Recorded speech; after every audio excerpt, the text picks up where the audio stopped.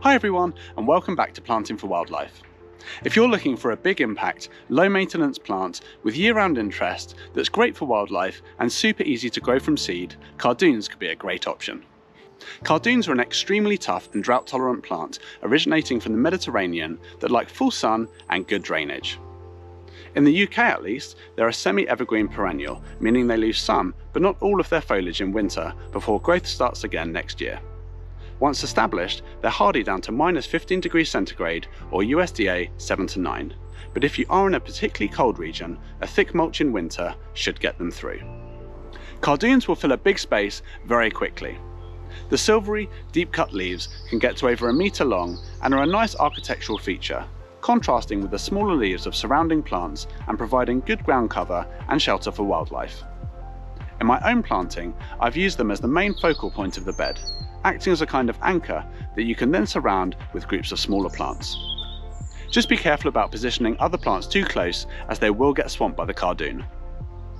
The huge flower buds emerge on long stalks up to 2.5 meters tall, opening into large thistle flowers from June to September. I love the luminous colour of the florets, which wouldn't look out of place on a coral reef, and they're a magnet for a range of pollinators, including bees, butterflies, beetles and moths.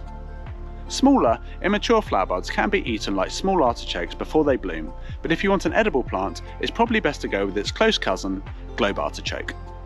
After flowering, the seed head should be left on the plant, providing interest through winter and a valuable food source for seed-eating birds like finches.